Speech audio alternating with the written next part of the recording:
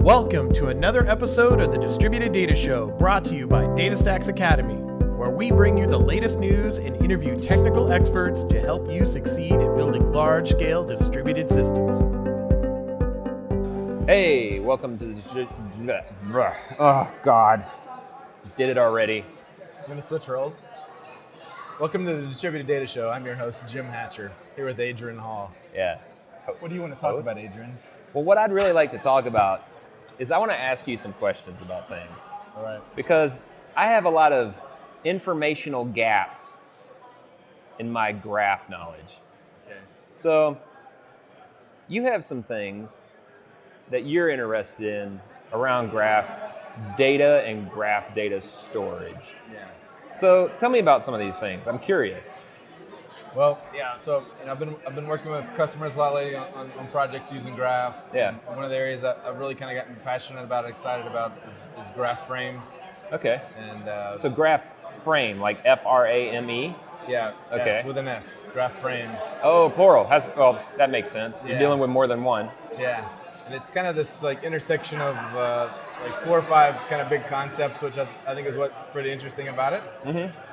But it's, like in Apache Spark, they have the concept of its data frame. Okay, So yeah. This is really, they also have a thing called GraphX. Spark has a project called GraphX. Right. And GraphX has all these libraries that let you run graph algorithms against distributed data sources that are built as a graph schema. Okay. And so, as Spark has kind of moved from RDDs to data frames, Okay. the graph project is going from GraphX to graph frames. Gotcha. And so it's a way to run distributed algorithms against your data. So it's an analytics solution, and so so there's open source graph frames, and then So wait a second. You said it's an analytics solution. So is it in the analytics part of the product also, in addition to being in graph? it is, we talk about DSC Analytics. And what that is an integration with Apache Spark. Mm-hmm. And I often find that that's like a misnomer to me because Spark, you can certainly do analytics with it, but I think at a bigger level, it's a distributed execution framework. Right. So I mean, you can run aggregation queries and things like that with it, but you can also do ingest of data and ETL, and graph frames is a really powerful thing, but people are using it for analytical reasons. Right. But you can also use it for just much more utilitarian things, like I want to ingest data into my graph. Like the ETL part of it. ETL, Have you seen a lot of people using it for just like straight ETL? We do, yeah. Oh, interesting. You have a couple of choices in the DSC graph world for ingest. You can just write a straight driver program, or you can use graph loader. But the great thing about graph frames is that it runs on Spark, so it's innately parallelizable. Yeah. And so if you have like you're pulling data in from text files or something, as long as you put those on a distributed file system like DSCFS, Right. you can use graph frames to say, go read that data. Now I want to take that. I want to save it. Take this data, save it as vertices. Take this data, save it as edges. Oh, I got you. And then Yeah. you're ready to go from there. It's like that's cool. Parallelized, data ingest out of the box. Mm-hmm. Nice. Yeah. So what are some of the use cases that you've been using this for, like within companies? What are they? So they're doing their ETL, they're pulling all the data in. What is it around? Like, what is the domain space? Well, yeah. So the common thing we see is for that initial data load into the graph. Mm-hmm. But we also see maybe you've loaded data into your graph and you decide, hey, we want to change the schema a little bit, so Yeah. we're going to rearrange things, and we need to do a migration from our existing schema to the new one. Yeah. So you can use it for that. So and you, like, let's say, I don't know. I think we've talked about in the past, like fraud. Yeah. So that's an interest of yours as Yeah. far as domain spaces, right? So like, Yeah. how is graph being used to, I don't know, help find fraudulent activities and be able to take action on that? Yeah. So I think one of the great capabilities of DSC Graph is its scalability and how it can support graph in an OLTP, low latency kind of model. Okay, yeah. So if people are have some anti-fraud system where they're looking at transactions, or they're looking at insurance claims or whatever it is, trying to run algorithms against it to see. I need to do some quick queries. I got somebody at our website doing a transaction. So we're, you can use Graph on that side, and then you can say, hey, I'm also going to set up this analytics data center, and as people are writing data into the OLTP system, it's also getting replicated across to the analytics system, and we can say, hey, because I have the data in Graph, and there's all these really interesting Graph algorithms I can do against it. All of a sudden, I can look at connected components.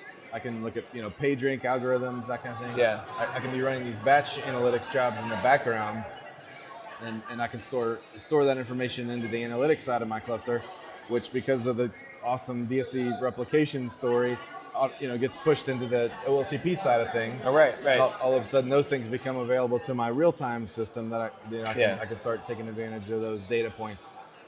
So we're seeing stuff like that. You certainly see it in fraud. You see it in personalization and recommendation. We talk about the fact that Graph's great for doing personalization, but a lot of customers aren't able to do that in real time. Where I'm logging onto the website, I want to go find recommendations for products or similar things I've bought before.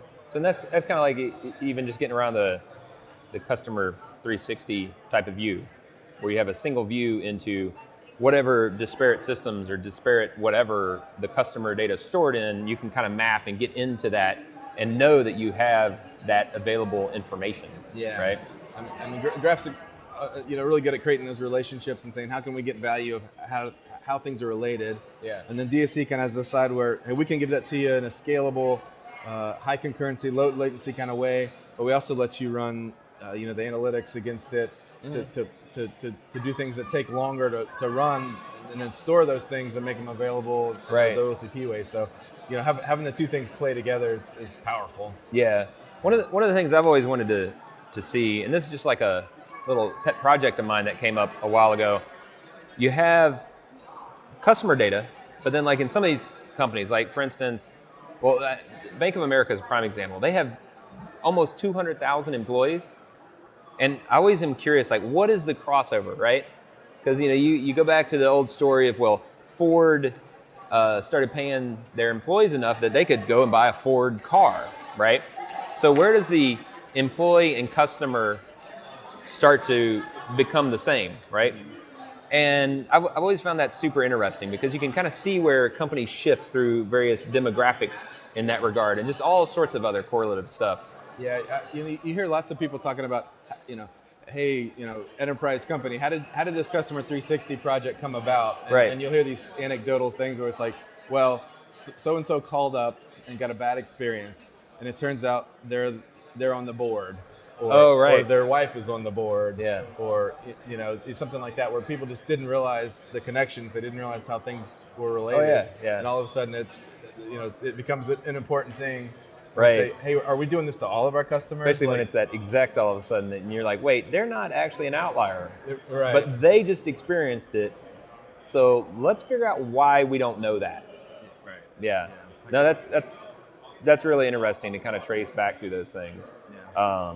I've done a fair amount of work myself doing that with and without graph stores, just like some standard OLTP, database reporting stuff.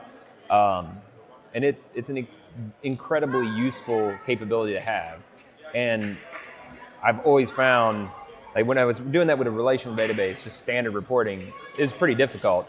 But as you move and shift into something where you have graph capabilities and the ability to kind of rate or determine the correlations and relationships instead of just having one hard type, it becomes much more useful, and you can see the different layers and kind of think of word textures almost of these relationships, that where some are not as strong as other correlations. So a lot of good information and capabilities there. Yeah, it's a fun space to be in. And yeah, absolutely. Cool. Well, thanks for coming in and teaching me some stuff. Yeah. And telling me where we're going with this.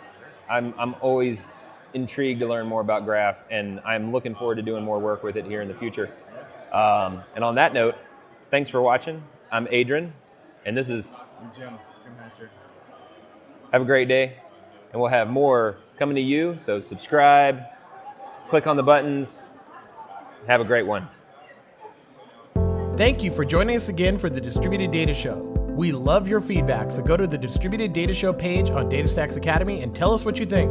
You can also find us on the DataStax Academy YouTube channel or find our podcast on iTunes, Google Play, or wherever you get great podcasts. While you're there, make sure and subscribe so you don't miss a single episode.